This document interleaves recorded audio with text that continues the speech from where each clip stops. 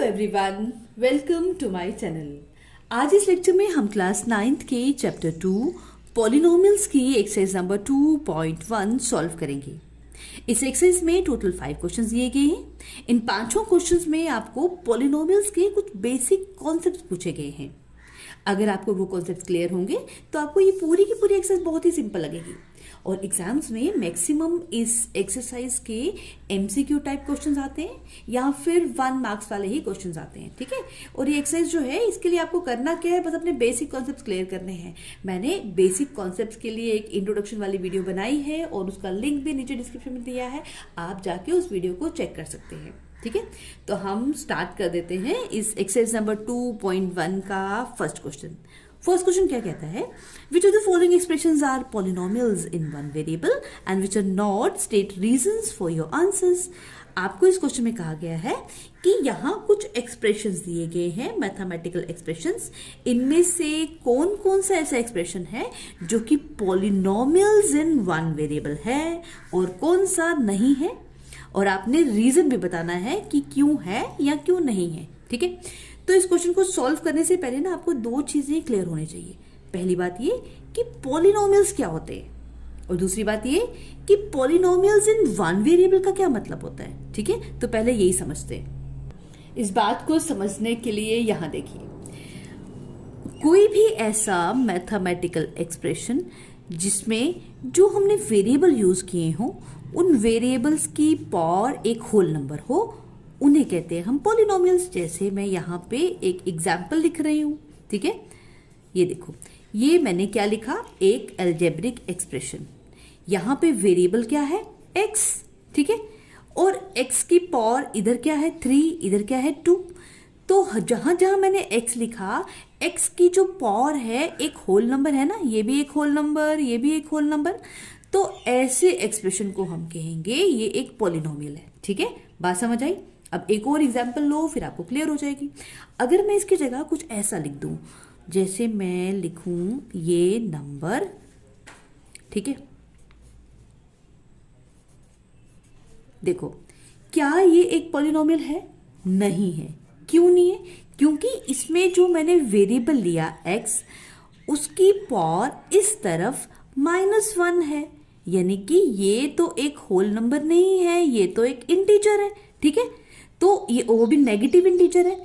तो हम एक ऐसे अलजेब्रिक एक्सप्रेशन को पॉलिनोमियल कहते हैं जिसमें जो वेरिएबल है उसकी पावर एक होल नंबर हो, या हम ये कह सकते हैं पॉजिटिव इंटीजर हो, ठीक है। तो एक और एग्जांपल लेके देखो, जैसे अगर मैं लिखूं ये नंबर, ठीक है, मैं यहां पे इसकी पावर लिख दूं ये, ठीक है। ये एक अलजेब्रिक एक्सप्रेशन है। यहां वेरिएबल क्या है, y की पावर क्या ली मैंने 1/2। ये एक होल नंबर नहीं है, इसलिए ये एक पॉलिनोमियल भी नहीं होगा, ठीक है। अब आपको क्लियर हो रहा है ना कि पॉलिनोमियल क्या होता है, कोई भी ऐसा एक्सप्रेशन जिसमें कि वेरिएबल जो भी हो, वेरिएबल की पावर एक होल नंबर होनी चाहिए, ठीक है। अब दूसरी बात ये समझनी है यहाँ पे कि पॉलिनोमियल इन वन वेरिएबल का क्या मतलब होता है। ऐसा कोई पॉलिनोमियल जिसमें वेरिएबल सिर्फ एक हमने यूज किया हो, जैसे ये सारे मैंने वेरिएबल्स जो है यहाँ पे एक एक लिए। अगर मैं इसकी जगह कुछ ऐसा लिख दूं, ठीक है, ये देखो, क्या ये पॉलिनोमियल इन वन वेरिएबल है? आप कहेंगे मैम ये पॉलिनोमियल तो है, क्योंकि जो भी वेरिएबल हमने लिया है, वेरिएबल की पावर तो एक होल नंबर है, ये x की पावर भी होल नंबर, y की पावर भी होल नंबर। लेकिन यहाँ पे हमने 2 वेरिएबल्स ले लिए, एक x एक y। तो पॉलिनोमियल तो है, लेकिन पॉलिनोमियल इन वन वेरिएबल नहीं है, ये है पॉलिनोमियल इन 2 वेरिएबल्स, ठीक है। एक और एग्जांपल लो, अगर मैं कुछ ऐसा लिख दूं x³ + 3y² + 7z। अब भी ये पॉलिनोमियल तो है, लेकिन ये पॉलिनोमियल इन 3 वेरिएबल्स है, ये पॉलिनोमियल इन 1 वेरिएबल नहीं है, ठीक है। अगर ये समझ आ गया तो फर्स्ट क्वेश्चन आपको बिल्कुल आसान लगेगा। तो ये देखो, अब हम आ जाते हैं इसके फर्स्ट पार्ट में। फर्स्ट पार्ट को पहले ध्यान से देखो, ये क्या है, 4x² - 3x + 7, ठीक है। पहले इसको ध्यान से चेक करो। पहले हम चेक करेंगे कि क्या ये पॉलिनोमियल है। देखो, यहाँ पे वेरिएबल यूज हो रहा है x, इस तरफ जो x है उसकी पावर है 2, इस x की पावर कुछ नहीं है तो मतलब 1 है। तो जो भी वेरिएबल यूज हुआ उसकी पावर एक होल नंबर इधर भी है, इधर भी होल नंबर है, तो हम कहेंगे हाँ ये तो एक पॉलिनोमियल है। अब दूसरी बात क्या चेक करनी है कि क्या ये पॉलिनोमियल इन वन वेरिएबल है। हाँ, क्योंकि यहाँ पे तो एक ही वेरिएबल यूज हुआ, सिर्फ x ही यूज हुआ है और कोई वेरिएबल यूज नहीं हो। वेरिएबल मतलब ABCXYZ अल्फाबेट में से एक ही अल्फाबेट यूज हुआ ना, तो हम कहेंगे ये पॉलिनोमियल भी है और पॉलिनोमियल इन वन वेरिएबल भी है। ठीक है, अब यही रीजन हम इसका यहां लिख देंगे, देखो इस तरह से। तो हम लिख देंगे it is a polynomial in one variable because exponent of x is a whole number. ठीक है, ये हमने लिख भी दिया कि ये पॉलिनोमियल है, साथ में इसका रीजन भी दे दिया कि जो एक्स है उसका एक्सपोनेंट मतलब पावर एक होल नंबर है। ठीक है, इसी तरह से हम सेकंड पार्ट को भी करेंगे। सेकंड पार्ट को पहले ध्यान से देख के समझते हैं ये क्या है। सेकंड पार्ट है y² प्लस √2। ठीक है, पहले तो हम चेक करते हैं कि क्या ये पॉलिनोमियल है। हाँ, ये पॉलिनोमियल है क्योंकि इसमें वेरिएबल कौन सा यूज हो रहा है, y, और वेरिएबल की पावर क्या है 2 तो एक होल नंबर है, तो इसका मतलब हो गया ये भी एक पॉलिनोमियल है क्योंकि जो वेरिएबल है उसकी पावर भी एक होल नंबर है। और दूसरी बात ये कि यहाँ पे वेरिएबल एक ही यूज हो रहा है, इसलिए this is a polynomial in one variable. तो यही चीज हम यहाँ पे लिख देंगे। ठीक है, देखो मैंने कैसे लिखा ये, तो इसका आंसर मैंने इस तरह से लिखा, it is a polynomial in one variable because exponent of y is a whole number. ठीक है, वैसे ही जैसे फर्स्ट पार्ट में लिखा था। अब इसका थर्ड पार्ट देखते हैं। थर्ड पार्ट है 3√t प्लस √2। ठीक है, इस पार्ट को अगर आप ध्यान से देखो ना, यहाँ पे जो एक्सपोनेंट है, सॉरी जो वेरिएबल है वो है t। ठीक है, इसको मैं ऐसे लिख सकती हूँ ना, 3t रेज पावर 1/2, अंडर को हटा के मैं इसकी पावर 1/2 लिख सकती हूँ। ठीक है, अंडर को जब हम हटाते हैं तो वो 1/2 बन जाता है, प्लस √2। ठीक है, ये बात समझो। इसका मतलब हुआ जो t है, t की पावर क्या है 1/2। तो 1/2 जो है ये तो एक फ्रैक्शन नंबर है, ये एक होल नंबर नहीं है। इससे हमें ये समझ आ रहा है कि ये तो नहीं है पॉलिनोमियल है। ठीक है, तो हम इसका आंसर क्या लिखेंगे, it is not a polynomial because the exponent of y is 1/2 which is not a whole number. कि ये तो पॉलिनोमियल है ही नहीं क्योंकि इसमें y का जो एक्सपोनेंट है वो तो 1/2 है और 1/2 जो है वो एक होल नंबर नहीं होता। ठीक है, अब नेक्स्ट पार्ट देखो, पार्ट नंबर 4। पार्ट नंबर 4 है y प्लस 2/y। अब इसको भी अगर ध्यान से आप देखो तो हम इसको ऐसे लिख सकते हैं ना, y प्लस 2 को मैं ऐसे ही रहने दूं। ये जो y है अगर मैं इसको ऊपर लिखूं तो इसकी पावर क्या बन जाएगी -1। y को मैंने क्या कर दिया, इन्वर्स कर दिया। ठीक है, तो यहाँ पे अब देखो इस y की पावर तो 1 है जो कि एक होल नंबर है, लेकिन इस y की पावर जो है ये तो एक इंटीजर है, नेगेटिव इंटीजर है, पॉजिटिव इंटीजर नहीं है। तो हम कहेंगे कि ये पूरा का पूरा जो है एक्सप्रेशन ये एक पॉलिनोमियल है ही नहीं, क्योंकि पॉलिनोमियल के लिए तो यही कंडीशन होती है ना कि जो भी वेरिएबल यूज हुए हैं सबकी पावर एक होल नंबर होनी चाहिए। तो इसका आंसर हम लिखेंगे it is not a polynomial because the exponent of 1y is -1 which is not a whole number। कि इनमें से एक y का जो एक्सपोनेंट है वो -1 है, -1 तो एक होल नंबर नहीं है। ठीक है, तो अब इसके बाद आते हैं हम इसके नेक्स्ट पार्ट पे। नेक्स्ट है पार्ट नंबर हमारा कौन सा, 5th। ठीक है, पार्ट नंबर 5th क्या है फर्स्ट क्वेश्चन का, ये है x raise power 10 plus y raise power 3 plus t raise power 50। अब इसको अगर हम ध्यान से देखें तो यहाँ पे जितने भी वेरिएबल यूज हुए हैं वो कितने, 3, 1 2 3। यहाँ तो 3 वेरिएबल यूज हुए। ठीक है, हालांकि तीनों की जो पावर है एक होल नंबर है, ये 10 है ये भी होल नंबर, ये 3 है ये भी होल नंबर, ये 50 है ये भी होल नंबर। लेकिन क्वेश्चन में ये पूछा गया है कि हमें एक ऐसा मतलब बताना है कि वो जो पॉलिनोमियल भी हो और पॉलिनोमियल इन वन वेरिएबल। तो ये वाला जो एक्सप्रेशन है ना 5th पार्ट में, ये पॉलिनोमियल तो है लेकिन ये पॉलिनोमियल इन वन वेरिएबल नहीं है, ये पॉलिनोमियल इन 3 वेरिएबल्स है। ठीक है, तो इसलिए हम इसका आंसर क्या लिखेंगे, हम लिखेंगे it is a polynomial in 3 variables. ठीक है, तो ये हो गया हमारा क्वेश्चन नंबर 1 कंप्लीट। अब आते हैं हम क्वेश्चन नंबर 2 पे। क्वेश्चन नंबर 2 क्या कहता है, right the coefficients of x² in each of the following. आपको अगेन कुछ एक्सप्रेशंस दिए गए हैं एल्जेब्रिक एक्सप्रेशन, और ये कहा गया है कि इनमें एक्स स्क्वायर का कोफिशिएंट बताइए क्या है। ठीक है, तो आपने जो भी एल्जेब्रिक एक्सप्रेशन है ना उसमें सिर्फ एक्स स्क्वायर पे ध्यान देना है। ठीक है, और उसका कोफिशिएंट देखना है। तो पहले ये समझते हैं कि कोफिशिएंट क्या होता है। ठीक है, कोफिशिएंट का मतलब हो गया कि उस एल्जेब्रिक एक्सप्रेशन में वेरिएबल के आगे क्या लिखा गया है, कौन सा कांस्टेंट नंबर है। ठीक है, जैसे पहले तो ये जो एल्जेब्रिक एक्सप्रेशन से पढ़ते हैं हम 2 + x स्क्वायर + x, तो x स्क्वायर क्या है, कहाँ पे है, ये है x स्क्वायर। एक्स स्क्वायर के आगे क्या नंबर है, क्या कांस्टेंट है। ठीक है, इसके आगे तो कुछ भी नहीं है, कुछ भी नहीं है, तो इसका मतलब है इसके आगे क्या होगा, 1।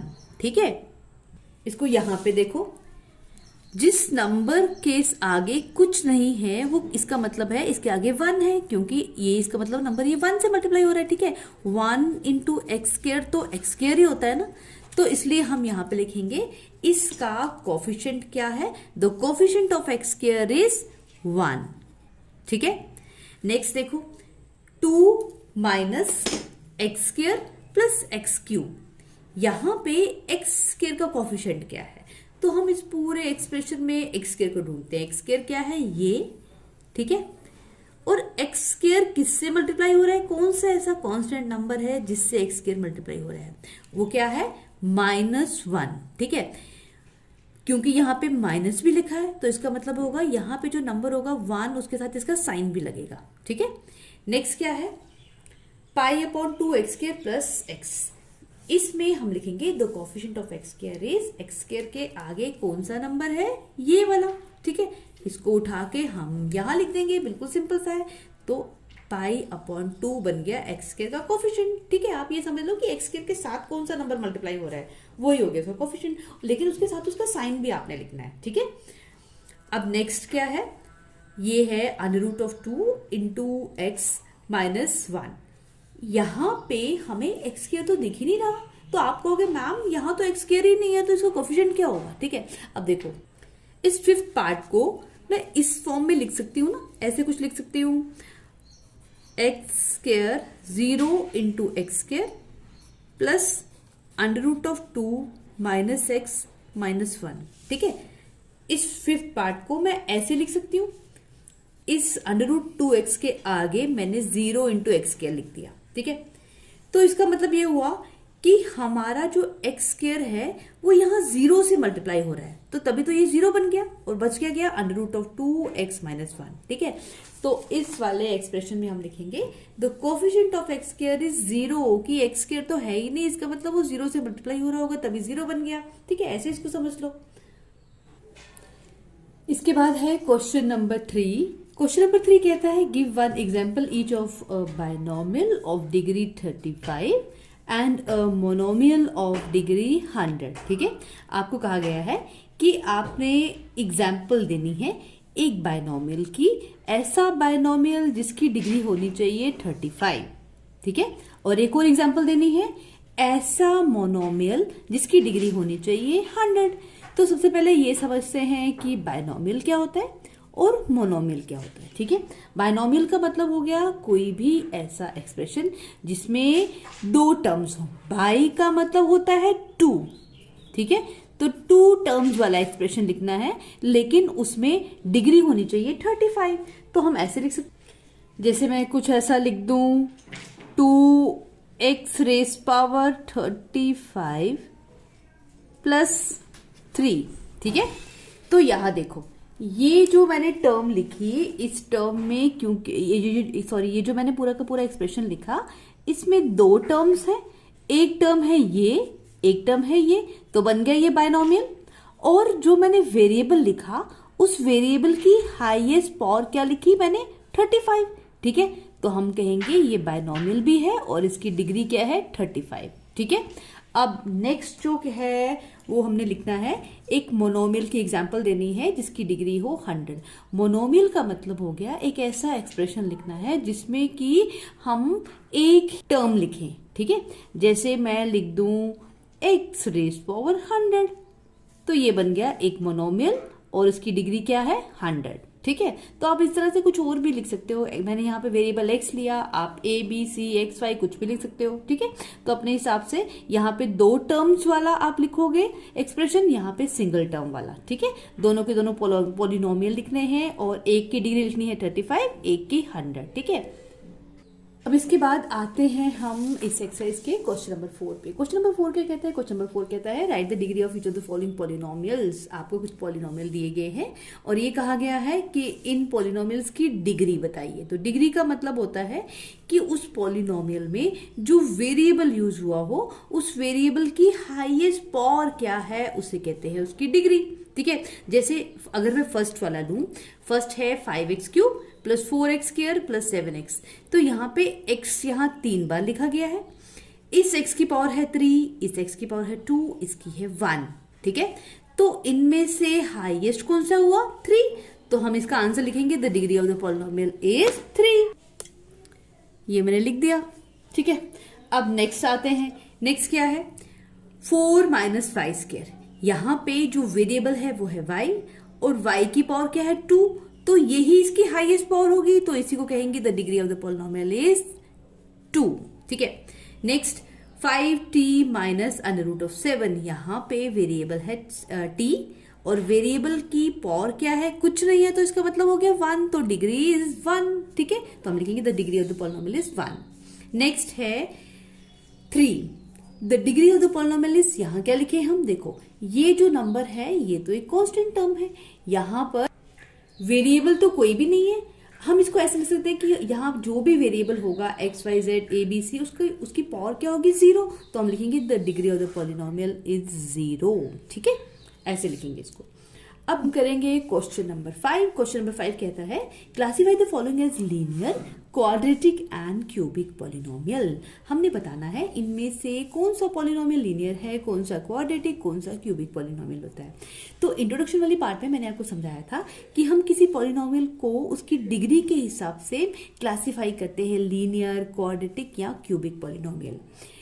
अगर कोई ऐसा पॉलिनोमियल हो जिसकी डिग्री हो 1 उसे कहते हैं लीनियर, जिसकी डिग्री हो 2 उसे कहते हैं क्वाड्रेटिक और जिसकी डिग्री हो 3 उसे कहते हैं क्यूबिक, ठीक है। 4 वाले को कहते हैं बाई क्वाड्रेटिक। यहाँ पे अगर हम फर्स्ट पार्ट को देखेंगे, फर्स्ट पार्ट क्या है? x² plus 2।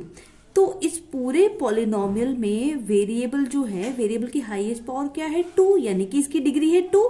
इसलिए ये जो है पॉलिनोमियल ये कैसा है? क्वाड्रेटिक। हम इसके आगे लिख देंगे it is a quadratic polynomial, ठीक है। बस आपको इतना ही लिखना है, ठीक है। नेक्स्ट वाला सेकंड पार्ट है x माइनस एक्स का क्यूब। यहां पे जो पॉलिनोमियल है, इस पॉलिनोमियल में वेरिएबल की हाईएस्ट पावर क्या है? 3। तो जिसकी पावर हाईएस्ट 3 हो उसे क्या कहते हैं? क्यूबिक।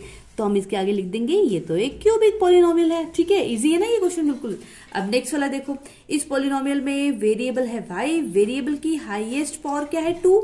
तो हम लिखेंगे ये क्या है? Quadratic, quadratic.